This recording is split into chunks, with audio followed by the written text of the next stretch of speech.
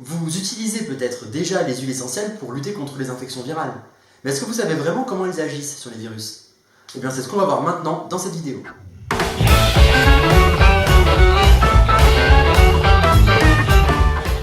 Pour cela, nous allons voir comment un virus infecte un individu. Le virus commence par se balader dans le sang. C'est la phase de contamination. Et puis petit à petit, le virus va entrer en contact avec des cellules contre lesquelles il va se coller. C'est ce qu'on appelle la phase d'adsorption. La cellule va ensuite se mettre à produire de nouveaux virus. C'est ce qu'on appelle la phase de réplication. Alors, le résultat de tout ça, c'est que l'infection se propage de cellule en cellule. La question qu'on peut se poser est de savoir comment les huiles essentielles peuvent agir pour lutter contre l'infection virale. Les huiles essentielles peuvent agir justement sur ces trois niveaux. Premièrement, elles vont avoir une action virucide, c'est-à-dire qu'elles vont dégrader les virus. Ensuite, elles vont empêcher le virus de se coller contre la cellule hôte. C'est ce qu'on appelle l'action anti-adsorption. Enfin, elles vont avoir une action anti-réplication, c'est-à-dire qu'elles vont s'opposer au fait que la cellule hôte produise de nouveaux virus.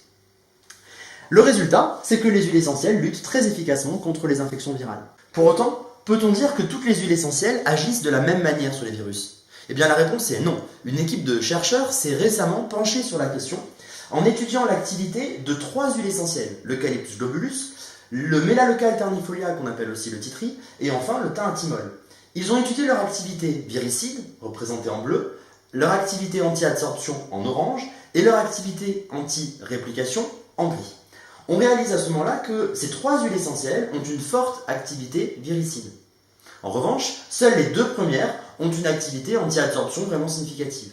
Enfin, aucune des trois n'a une réelle activité anti-réplication. Alors vous vous rendez compte qu'on connaît assez bien finalement le mode d'action des huiles essentielles sur les virus. Maintenant, vous pouvez donc savoir un petit peu mieux comment votre Ravinsara agit au lieu simplement de le prendre quand vous avez de la grippe sans vraiment comprendre son mode d'action. Voilà, n'oubliez pas également que les huiles essentielles sont particulièrement efficaces contre les virus quand elles agissent de façon synergique, c'est-à-dire quand vous en associez plusieurs ensemble. Ça permet comme ça de multiplier, comme on l'a vu tout à l'heure, leur cible sur le cycle de vie du virus.